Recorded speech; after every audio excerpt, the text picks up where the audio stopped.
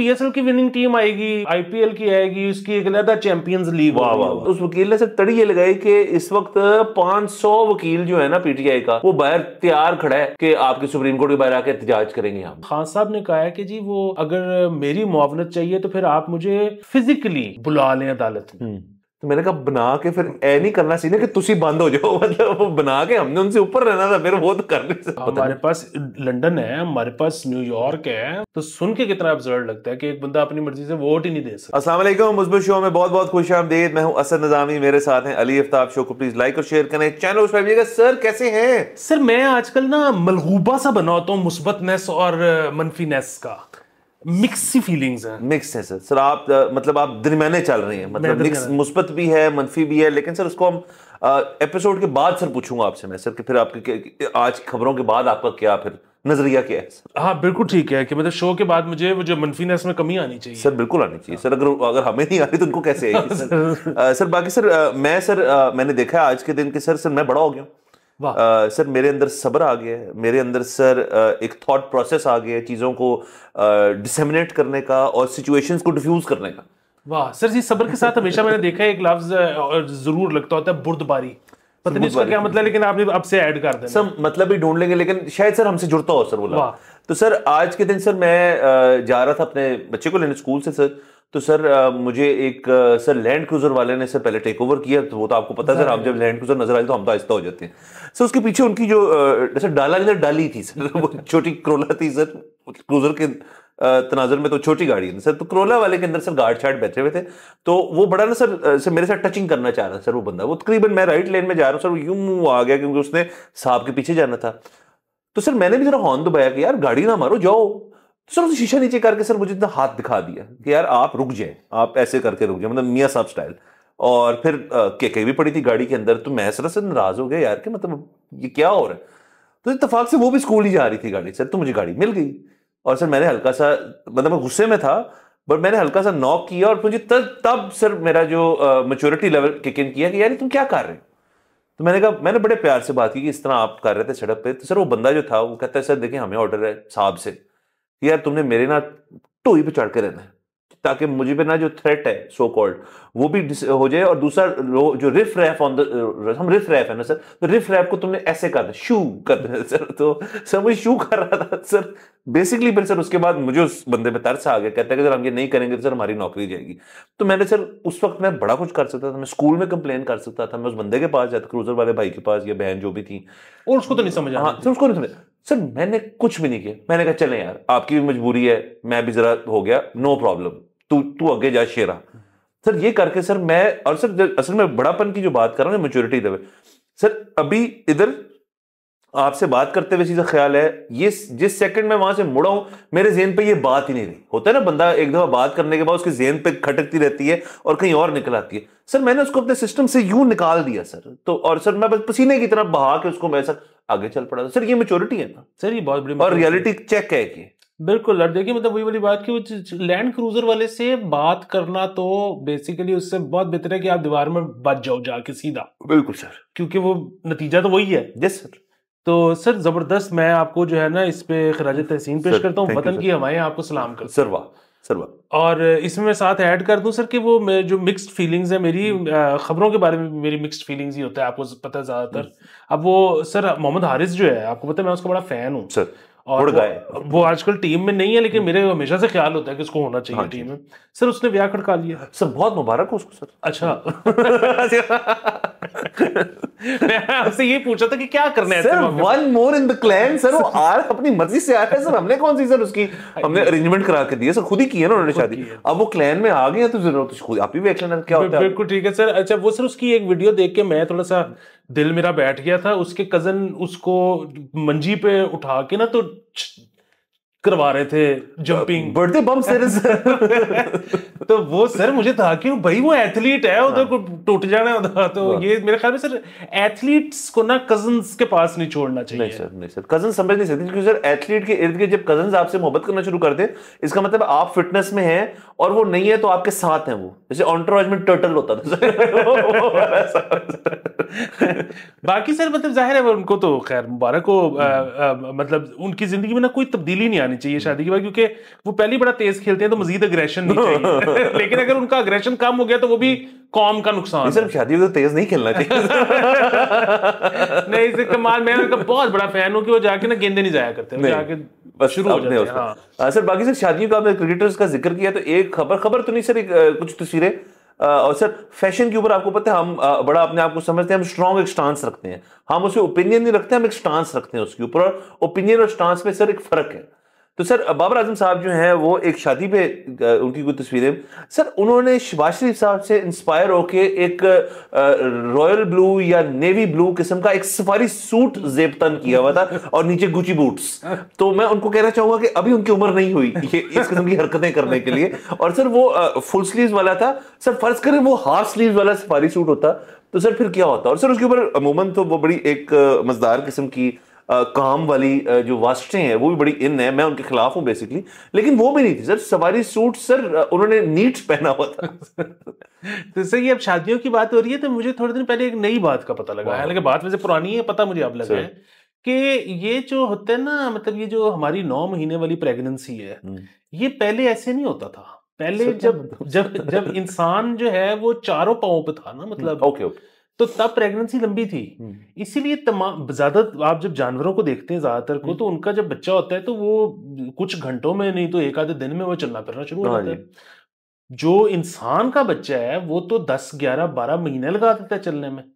तो वो जब पहले तो प्रेगनेंसी ही कोई 2 साल की थी, वो तो जब इंसान ऑन 2 फीट आ गया तो फिर वो तकरीबन इम्पॉसिबल हो गया to hold it in for so long, gravity.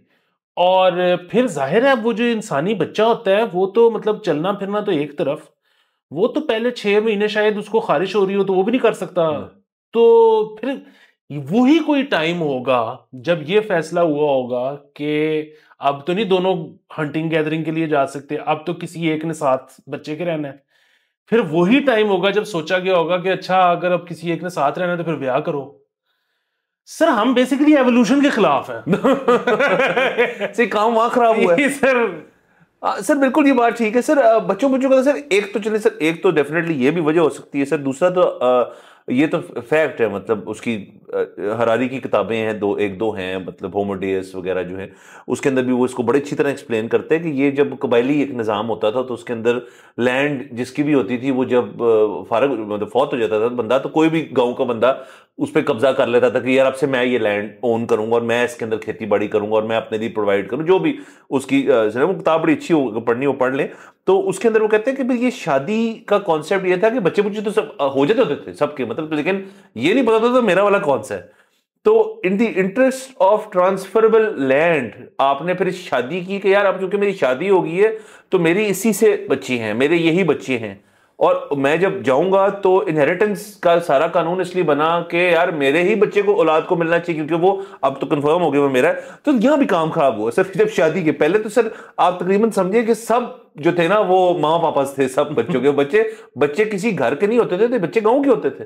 तो ये ओवर पीरियड ऑफ पता नहीं कितने थाउजेंड्स ऑफ ईयर्स जो है इसको फिर इनहेरिटेंस, सक्सेशन, विरासतें, ये वो, और आपको पता है जिंदगी के अंदर आधे से ज्यादा फड्डे जो हैं वो इस चीज के होते हैं। अभी आप देख लें दुनिया के अंदर ये कोई ऐसे नहीं कि ये मिडिल क्लास का मसला है या अपर मिडिल क्लास का मसला है, ये एलिट्स ऑफ द एलिट्स का मसला है। रूपर्ट मर्डॉक सर दुनिया का सबसे बड़ा मीडिया बैरन जो है, अभी उसके लीगल केस क्या चल रहा है क्योंकि जो ट्रस्ट है जिसमें उनकी वेल्थ जो है वो बच्चों को जानी है, उसने कहा है कि उस ट्रस्ट की जो वीटो पावर होगी वो चूंकि मेरे पास है, इस किस्म का कुछ चीज है, वो अब सबसे बड़े बेटे को देना चाह रहे हैं। तो बाकी छोटे वाले आप उस पर केस कर दिए उन्होंने कि आप एक भाई पे कैसे कर सकते हैं। तो सर ये विरासत के जो केसेस हैं और सक्सेशन के केसेस हैं, रूपर्ट मर्डॉक जैसा बंदा जो है वो झेल रहा है। बड़ी उसकी झलकियां थी अभी कि वो अपनी जो खुद तो खैर मेरे ख्याल में 90 के हैं लेकिन उनकी बेगम जो है वो 50 साल की हैं, तो वो जा रहे थे दोनों और पीछे बच्चे भी आ रहे थे। तो सर अब ये देखें ना, ये दुनिया के अंदर एक चीज है सर। इस पे मुझे वो बड़ा दुख है कि सक्सेशन खत्म हो गया। वो लूजली इन्हीं पे बेस्ड था ना, मर्डॉक पे लूजली बेस्ड था। हाँ, लोगन रॉय जो था वो रूपर्ट मर्डॉक पे मोर और लेस लूजली बेस्ड था, और हाँ वही मीडिया एम्पायर वगैरह वगैरह। बिल्कुल सर, ये जो आपने इनहेरिटेंस वाली बात की है ना, ये बड़ी जबरदस्त है। और ये जो है अब हमारे पास जो है ना सिर्फ मिसालें ही रह गई हैं।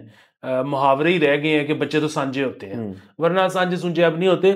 और बाकी जो है ना, वो अंग्रेजी का क्या खूबसूरत मुहावरा है कि it takes a village to raise a child. सर कल्ले बंदे का या दो मतलब मियाँ बीवी का काम ही नहीं। और ये मैं वैसे गोरों को खराज तहसीन अगेन पेश करता हूँ, बल्कि वतन की हवाएं अब उनको सलाम करती हैं। या तो उनके बच्चे डिफरेंट तरीके के हैं, या फिर सर क्या बात है वो कर लेते हैं। इधर तो सर 6 बंदे भी हो तो कम है मतलब।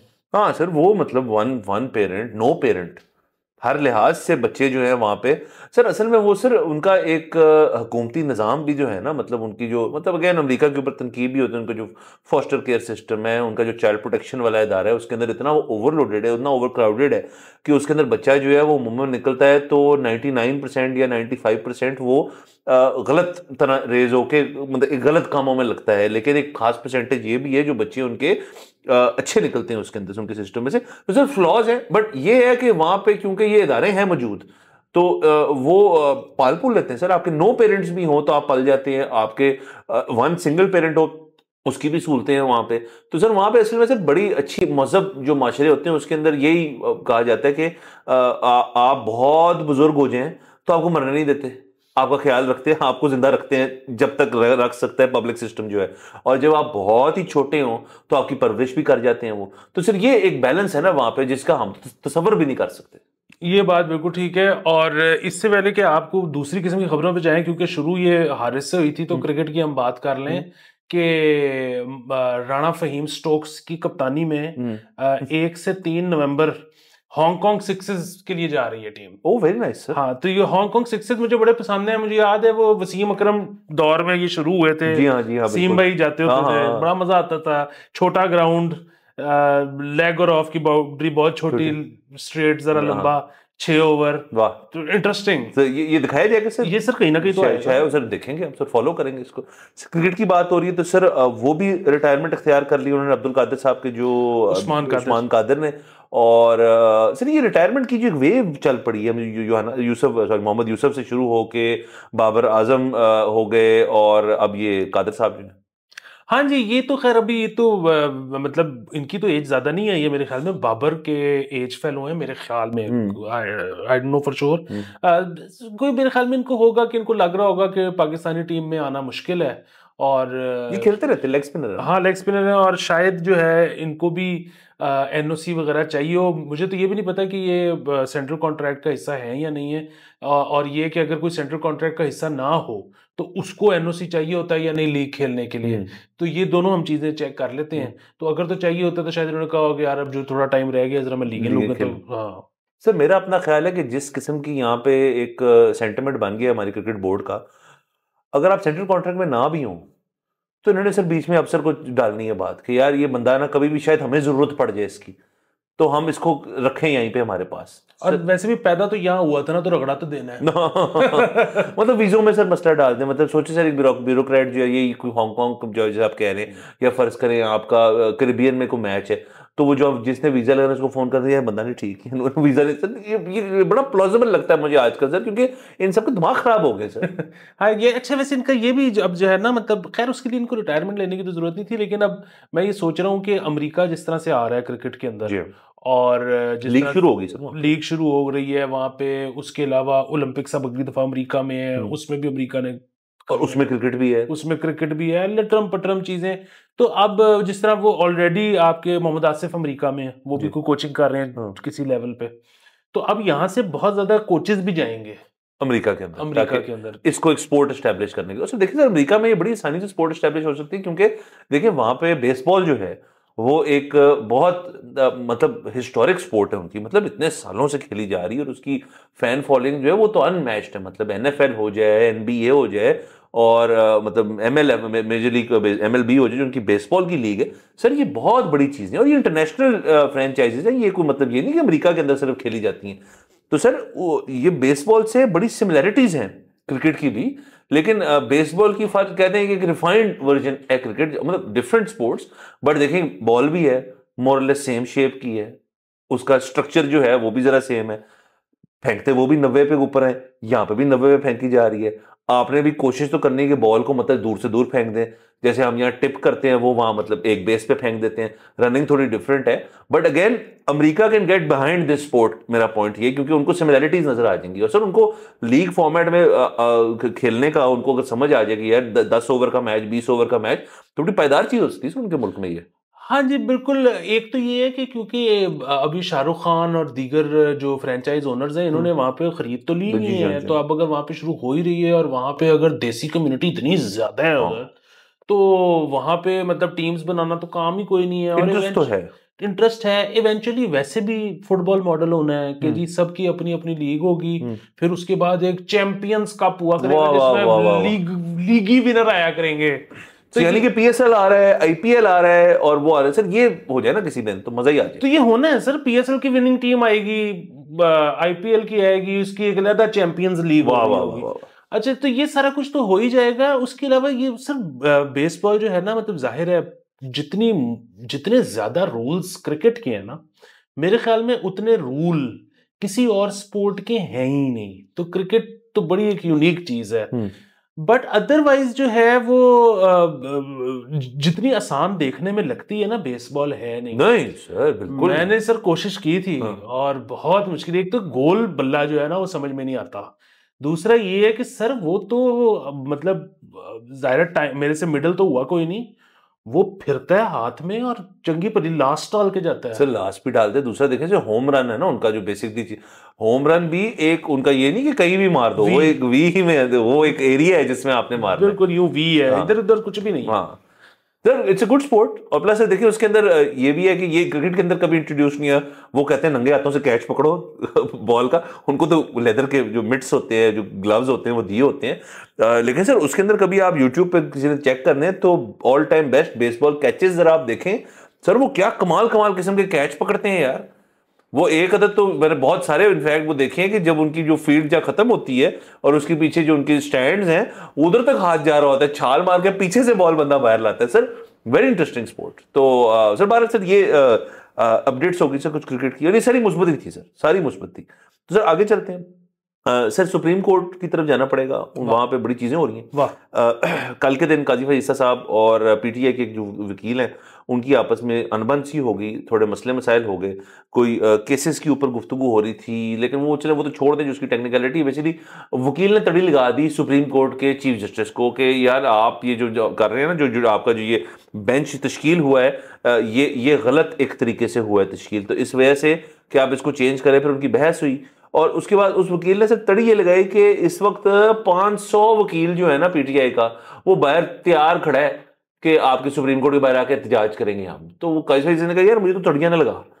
और सर इस किस्म की सर पर गर्मा गर्मी हुई है सर इस चीज के अंदर। 63A के ऊपर भी सर बहुत सारी चीजें हुई हैं, बहस हुई है, और उसके ऊपर हम आते हैं। बाकी मंसूर शाह की जो अपनी अदालत है जिसके अंदर आई थिंक 3 मेंबर्स, उनके सारे केसेस जो है इस वक्त रोस्टर से उतार दिए गए क्योंकि अनअवेलेबिलिटी ऑफ जजेस है वहां पे। तो सर काफी सुप्रीम कोर्ट में काफी इंटरेस्टिंग चीजें हो रही। हाँ जी, वो काफी इंटरेस्टिंग। फिर उसमें जो है ना शायद इस किस्म की बात हुई है कि फिर चीफ जस्टिस ने या किसी और जज ने उनको कहा है कि जी फिर आप ऐसा करें कि मुअव्वन बन जाएं इस केस में अदालत के। तो वो अब वो मुअव्वन भी बन सकते हैं। फिर उस पर खान साहब ने कहा है कि जी वो अगर मेरी मुआवनत चाहिए तो फिर आप मुझे फिजिकली बुला लें अदालत में। मतलब अभी तो आप मुझे लेते हैं ना स्क्रीन पे, तो आप फिजिकली बुला लें, तो उस पर भी शायद कंसिडरेशन हो, आई डोंट नो। फिर ये है कि अब हम रिकॉर्ड तो अब इस वक्त आज कर रही हैं, आएगा कल, तो कल अभी जिस वक्त आएगा तो उस वक्त वो हो रही होगी। मतलब कल पीटीआई ने धरना भी अनाउंस किया, मौलाना फजलुर रहमान ने प्रेस कॉन्फ्रेंस भी एक अनाउंस की। वो फजलुर रहमान साहब की प्रेस कॉन्फ्रेंस इस वक्त हो रही होगी वाइल वी रिकॉर्डिंग। तो उसमें ये है कि अगेन वी डोंट नो कि अभी जाहिर है सब अपने अपने ड्राफ्ट बना रहे हैं, लेकिन जाहिर है तरमीम का मतलब किसी एक पे तो इत्तेफाक होगा ना, वो चाहे पीएमएलएन वाली पे होगा, चाहे पीपीपी वाली पे होगा, चाहे जेयूएफ वाली पे होगा, चाहे इमरान खान वाली जो मतलब पीटीआई जो एक तरमीम वो भी तो पेश कर रहे हैं। हाँ जी, मिल के पॉइंट्स बनाए जाएंगे, लेकिन कुछ ना कुछ तो अब हाँ सर अब फिर से मामला गर्म हो रहा है। वही फर्स्ट वीक ऑफ अक्टूबर हमने कहा था कि उसके अंदर फिर ये इसके अंदर जान आएगी फिर से इस आईनी तरमीम के अंदर। तो अब देखते हैं सर आगे क्या होता है इसके अंदर। दूसरा सर 63A के ऊपर सर फैसला जो है वो आ गया है कि अब जो टर्न कोटिंग है और जो चीज़ें जो मना हो गई थी कि मतलब आप पार्टी लाइन से खिलाफ वोटिंग नहीं कर सकते, तो वो चीज़ अब ख़त्म हो गई है। अब आपका जो दिल करता है आप करें। तो टाइमिंग भी इसकी बड़ी यूनिक है, बड़ी इंटरेस्टिंग है कि शायद इसके बाद जो 8 सीटें फजल रहमान साहब की हैं और जो 2-3 बीएनपी की हैं, अब वो शायद हुकूमत को चाहिए ना हो। हाँ जी, बिल्कुल। उस पे तो फिर वही वो किस्म का आता है ना कि फिर अब इनके पास जाने से बेहतर है आप पीटीआई के उतने बंदे तोड़ लो। तोड़ लो, बिल्कुल। तो अगेन जिस तरह से मैं शुरू में कह रहा था कि मुस्बत पहलू भी है, मनफी पहलू भी है। मतलब अगेन जब ये कानून बना ही था 18वीं तरमीम में, तो सुन के कितना अब्सर्ड लगता है कि एक बंदा अपनी मर्जी से वोट ही नहीं दे वो सकता। सिर्फ पार्टी लाइन, आप पार्टी लाइन से खिलाफ वर्जी करना ही तो सियासत है कि भाई मैं एग्री नहीं करता। मतलब यानी कि जब पीटीआई का सर इनिशियल धरना हुआ था तो जावेद हाशमी साहब पीटीआई में थे, लेकिन वो उस धरने को दौरान ही वो पीटीआई से लदगी उन्होंने इख्तियार कर ली थी। उनको समझ आ गई थी कि पीछे से पुश कहीं और से आ रही है। तो वो कहते हैं जिन्होंने मुझे कुट कुट के और मेरे साथ जो मेरी हालत की हुई है, आप उनके साथ ही आपने हाथ में डाली, तो मैं इस चीज में आपके साथ नहीं हूं। जावेद हाशमी साहब अलग हो गए थे उनसे। तो इसका मतलब है जब अगर फर्ज करें पीटीआई पावर में होती तो जावेद हाशमी साहब जो है वो अग्री करते सारी पॉलिसी से। नहीं, वो तो उन्होंने अपना अपना माइंड मेकअप किया ना, वो अपनी पॉलिसी आगे लेके गए। तो ये तो सबको इख्तियार होना चाहिए सर। तो एक तरफ तो ये सुन के ही बात अजीब लगती है, बट दूसरी तरफ हमें ये भी पता है कि यहाँ पे क्या कुछ होता रहा है।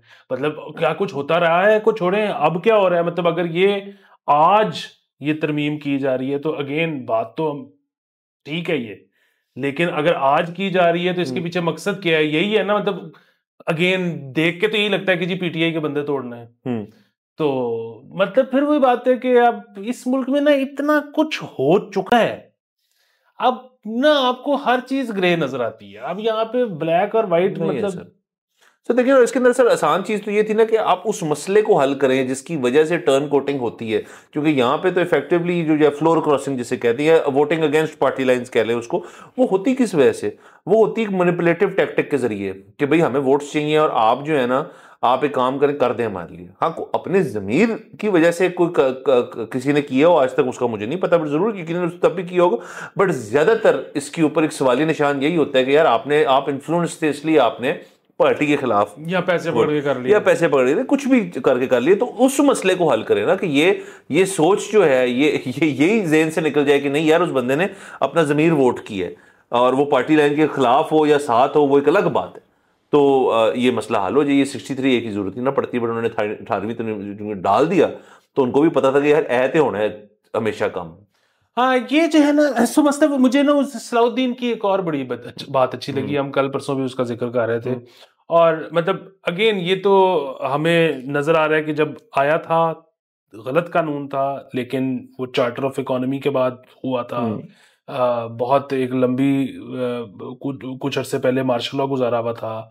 अच्छा, लेकिन अब जो है वो हालात बदल रहे हैं। लेकिन फिर भी बात है, टाइमिंग ऐसी है कि ये सिर्फ कानून को ठीक करने के लिए नहीं किया, ये पीटीआई को थोड़ा गिरने के लिए, थोड़ा रगेलने के लिए, बदले लेने के लिए। हाँ वो सारा कुछ किया है। सो ये सब कुछ हमारे सामने है, नजर आ रहा है। पर वो जो है ना कॉन्स्टिट्यूशन के बारे में, आइन के बारे में जो वो है ना कि मतलब सुप्रीम है नहीं है, उसकी क्या हैसियत है, उसको कैसे लेना चाहिए, वो सर उस पर उसका जो है ना लाइन बड़ी अच्छी थी कि इट्स अ वर्किंग डॉक्यूमेंट। हर वक्त उस पर काम हो रहा है उसको बेहतर से बेहतर बनाने के लिए। बिल्कुल सर। और हमें तक तो आइन मिला भी बड़ा लेट सर। हम शुरू में था ही नहीं हमारे पास, फिर हमने उसको बनाया और आज तक हम उसके अंदर कुछ ना कुछ चेंजेस। इतनी अमेंडमेंट्स सर किसी आइन में आई हैं आज तक जितनी सर हम कर चुके हैं सर? बस हमने काफी अमेंडमेंट्स की। हाँ वो तो आधी अमेंडमेंट्स तो यही होती है ना कि इंच कर लो, फिर होता है कि नहीं हम खत्म कर फिर होगा कि इंच कर दो। मतलब हम तो सर्कल में घूम रहे हैं ना, हम कौन सा सीधा जा रहे हैं। सर बात सर ये सारी चीजें जो है ये मतलब अब से मैं तो इनको सर ये भी नहीं कहता कि सर ये कोई लेकिन सियासत तो फिर ऐसे ही होती है ना कि सियासत में तो ये नहीं मेरा नहीं ख्याल सियासत में ऐसे होता है। मतलब आप बाकी मुल्कों में भी सियासत होती है लेकिन साथ साथ काम भी चल रहा होता है, पहिया चल रहा होता है। यहाँ असल में ये है कि सर पहिया जाम है और सियासत जो है वो नहीं हो रही। मतलब ये मुकाबलेबाजी चल रही है। सर वो बड़ा मजा आया ना कल, बेसिकली नवाज शरीफ साहब ने वो अपना घर स्कीम के लिए लोगों को कर्जे दिए, तो उसकी तकरीब में उन्होंने तकरीर की इमरान खान साहब के खिलाफ। तो वो तकरीर में बाकी सारी बातें तो जो भी उन्होंने की, वो जो भी जाहिर है पार्टी लीडर तकरीर करेगा, दूसरे पर तनकीद करेगा। अच्छा, उसमें उन्होंने एक बात ये भी की कि जी ये तो आईएमएफ को तो लाने वाले ही हैं पीटीआई वाले, हम तो जान छुड़वा कर गए थे IMF से।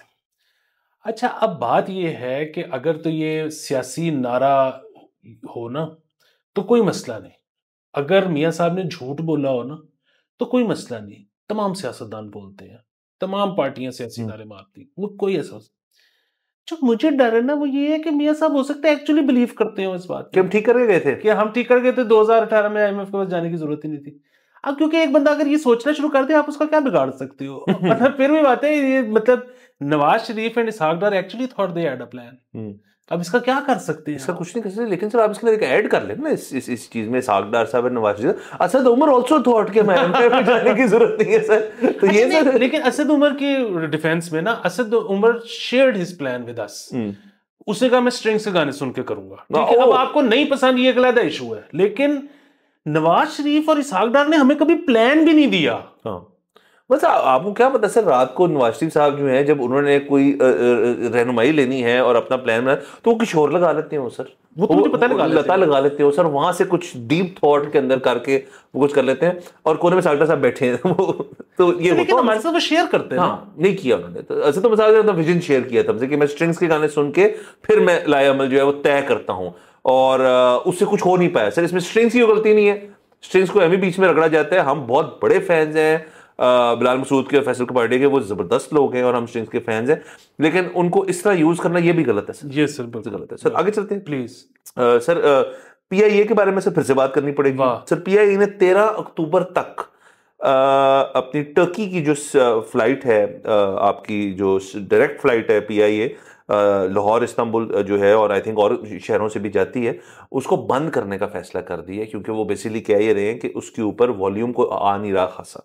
उसकी सर 2 वजूहत हैं। एक तो ये सर कि जहाज इस नौयत के हैं ही नहीं आप, कि आप कोई 4, 5, 6 घंटे 7 घंटे की फ्लाइट जो है वो इस एयरलाइन पर तय कर सकें, और ऑल्टरनेटिव्स बहुत हैं। आपने मतलब अगर एक स्टॉप ओवर लेना है, लेकिन यार मेरे पास मीडिया एंटरटेनमेंट है, मेरे पास खाना अच्छा है, मेरे पास सर्विस अच्छी है, मेरा जहाज और मेरी जो एयरलाइन जिसमें बैठा हूँ उसकी क्रेडिबिलिटी जो है वो बहुत ज़्यादा है, एक ये वजह आता है सर। दूसरा सर कि जो बाकी तमाम एयरलाइंस हैं इनके टिकट्स के रेट्स बड़े सस्ते हो गए। फ्लाई दुबई ने लाहौर से जब ऑपरेशन शुरू किए तो वो एक ऑफर करती है आपको इस्तांबुल तक फ्लाइट। अभी मेरे किसी जानने वाले ने वो फ्लाइट लिए और वो बहुत मुनासिब कीमत में, मतलब वो बहुत ही मुनासिब कीमत में, it is cheaper than any other airline जो आपको इस वक्त टर्की लेके जा रही है, इस्तांबुल लेके जा रही है, और उसके अंदर उसकी बड़ी वेरिएबल रेट्स हैं क्योंकि एक इकोनॉमिकल एयरलाइन है, और उसके अंदर सिर्फ ये है कि आपने खाना भी लेना है तो आपने पहले पैसे देने हैं, या जहाज के मौके पे पैसे देने हैं, हेडफोन्स के भी पैसे हैं, आपने अपनी सीट एलोकेट करानी है, सब आपके ऑनलाइन PNR से आप सब कुछ कर सकते हैं। मतलब आप एक बिल्कुल बेसिक इकोनॉमी एयरलाइन को आप अपने लिए बेहतर बना सकते हैं एडिशनल पैसे खर्च, क्योंकि बेस प्राइस ही इतनी लो है, तो आप ये कर सकते हैं। तो PIA के ऊपर से फिर क्यों कोई सफर करेगा तुर्की जाने के लिए या कहीं भी जाने के लिए? सर बात ये है कि फिर भी बात है, ये they should take a leaf out of Dubai, fly Dubai. उसकी वजह ये है कि मेरा ख्याल है फ्लाई दुबई में भी मल्टीमीडिया स्क्रीन नहीं होती। अच्छा, इसके अलावा जिस तरह से वो हर चीज के पैसे ले रहे हैं, ये भी अपनी टिकट सस्ती करके हर चीज के पैसे ऑन टॉप करते चले, बजट एयरलाइन बन जाए, बजट एयरलाइन बन जाए। अच्छा, तीसरी चीज ये भी है कि अगर आप बजट एयरलाइन नहीं भी बनना और आप चाहते हो कि नहीं, जिस तरह से एमिरेट्स है, मतलब आप अगर अपने जहाज़ों में मल्टीमीडिया स्क्रीन इंस्टॉल नहीं कर सकते तो आप ये चाइनीज टैब्स खरीद लो और सबको एक एक पकड़ा दो। मतलब फिर वही बात है, कितनी आ जाएंगे, जितना हम ऑलरेडी तनख्वाहें दे रहे हैं और जो कुछ कर रहे हैं उसमें। हमने किया था। अच्छा सर वो टैब सिर्फ बिजनेस क्लास के लिए थे और वो भी पूरे नहीं थे, लिए पूरे थे, मिले आज तक नहीं सर। वाह सर, पता है अब चीजें और भी बड़ी हैं। वो ये है कि अब कितने लोग हैं जो टर्की जो है वो काम के सिलसिले में जाते हैं, ज्यादातर लोग टूरिज्म के लिए जाते हैं। तो फिर जो बंदा ज़ेन बना चुका होता है ना वेकेशन का, वो चाहता है कि वेकेशन शुरू हो जाए जहाज में। तो ये जब तक जहाज को पार्टी नहीं ना बनाएंगे तब तक मजा आएगा सर। पार्टी बनाने का तो एक ही तरीका सर, ऑब्वियसली वो यहाँ पे आज तक एक जमाने में होता था, आई थिंक सर जाहिर होता था। ये जो बार-बार कहते हैं ना कि PIA नंबर 1 एयरलाइन और ये भी सर। अच्छा, मैं सर बड़े पायलट सर मेरी होती रहती, रिटायर्ड पायलट से खास तौर पे मतलब मिलते रहते मुलाकात, वो कहते हैं बेटा आपको पता है एक बात? मैं कहा जी सर। तो मैं सुन चुका हूँ कहानी। एवरेस्ट किसने बनाया था? हमने बनाया था एवरेस्ट। तो मैंने कहा बना के फिर ए नहीं करना सी ना कि तुसी बंद हो जाओ, मतलब वो बना के हमने उनसे ऊपर रहना था, फिर वो तो कर नहीं सके। तो ये बात को मानने को तैयार नहीं है, बट ये बात फैक्ट है कि एमिरेट्स जब बन रही थी तो हमारा बहुत ज्यादा बंदा वहां गया था उनको ट्रेनिंग करने के लिए, पायलट्स हो जाए, हमला हो जाए करने, बिल्कुल ये बात फैक्ट है। लेकिन उसके बाद उन्होंने पीछे मुड़ के देखा ही नहीं, उन्होंने कहा ट्रेन करता है ना सानू, चलो अब चलो जी आगे। तो Emirates is now the biggest airlines in the world. और सर तो फिर आप देखें ना कि एमिरेट्स से सीखें ना कि आप उनसे ग्लास मांगो वो बोतल पकड़ा जाते हैं। हाँ मतलब, और सर देखे ना वो भी तो मतलब एमिरेट्स से इसलिए हम कंपैरिजन करते हैं, एमिरेट्स हो जाए, कतर हो जाए, इत्तेहाद हो जाए, ये सारे मतलब एक इस्लामी ममालिकों की ही नेटिव एयरलाइंस है ना। और ये भी मतलब कौन सी उनकी प्राइवेट एयरलाइंस है, उनकी मुल्क की एयरलाइन है, उनका पब्लिक सेक्टर है, कैरियर है। तो अगर वो कह रहे हैं यार कि ठीक है भाई, क्योंकि हमने देखिए एयरलाइन का तो मतलब होता है कि हमने दुनिया से मुसाफिर जो है बिठाने हैं, मतलब अगर लाहौर एयरपोर्ट या कराची एयरपोर्ट एक हब बन जाए साउथ ईस्ट के लिए, और यहाँ पे वो आए जी अमेरिका से, जी हम वाया पाकिस्तान जा रहे हैं, तो आपका मैं आप उनको यहाँ बैठ के क्या कहेंगे जी कि आपको तो यहाँ अब नहीं कुछ होना, मतलब आपकी एयर स्पेस तक ठीक है, हमारी एयर स्पेस से हम आपको कुछ नहीं दस्तयाब करेंगे। तो सर ये तो नहीं हो सकता ना। तो आपने इस तरह भी इसको बेहतर करना है। अब सर ये प्राइवेटाइज भी होने जा रही है।